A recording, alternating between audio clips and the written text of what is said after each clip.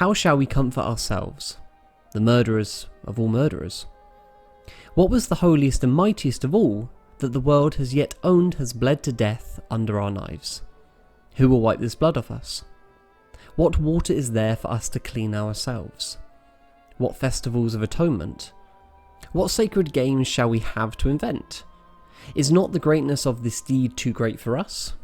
Must we ourselves not become gods simply to appear worthy of it? There has never been a greater deed, and whoever is born after us, for the sake of this deed, he will belong to a higher history than all history hitherto. Friedrich Nietzsche. These words of Nietzsche ring with despair, a sort of anguish that many may not expect from one of the fathers of nihilism. God is dead, and we killed him. What then is left for us? If there is no God, why? Why must we continue to live? To live morally? To care what happens to others? Why must we rise in the morning and greet a sun that has no creator, but instead raise our arms and outstretch our fingertips to mere gases and fires roaring in the celestial sphere? Why must we pause in our tracks and help a fellow from the mud?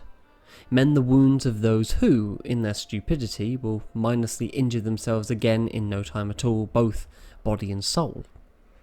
Why must we look upon those beneath us with sympathy, if, after all, we are set in our place above them?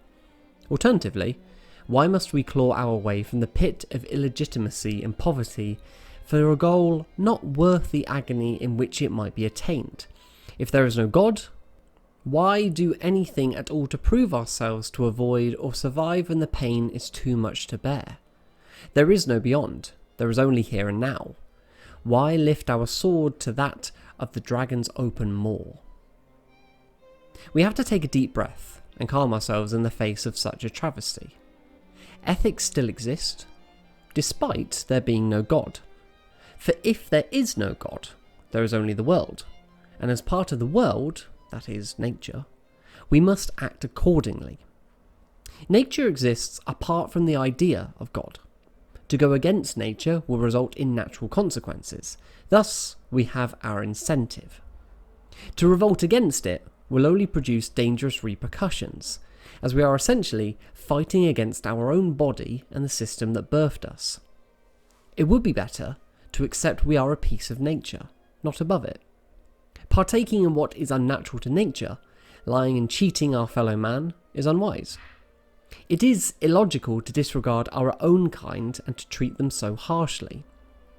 We should instead strive for excellence and to live according to nature, which is to be virtuous. Goodness is not given by God. Goodness created the idea of God. You do not need God to be good. If there is no God, death has the potential of not being evil. Before, God held death as a wrong and something unnatural. Without this statement, we have the ability to look at death through a different lens. Why must it be wrong? When has something ending in the natural world ever been bad? We may as well fear death as we would fear what was before we were born. There is no difference. We will return from whence we came when we die, and that is non-existence. It was bearable at first, and it will be bearable now. There will be no devil asking for our toll, but only non-existence. If there is no God, what is there to fear? If God is dead, then let us bury him swiftly before the corpse begins to reek and the chapels crumble for the fumes. Let God be a martyr to his glory, and let the pilgrims look to the sky, smiling for the non-existent hand they feel upon their shoulder. Do not tell them that it is only the wind pushing at their back.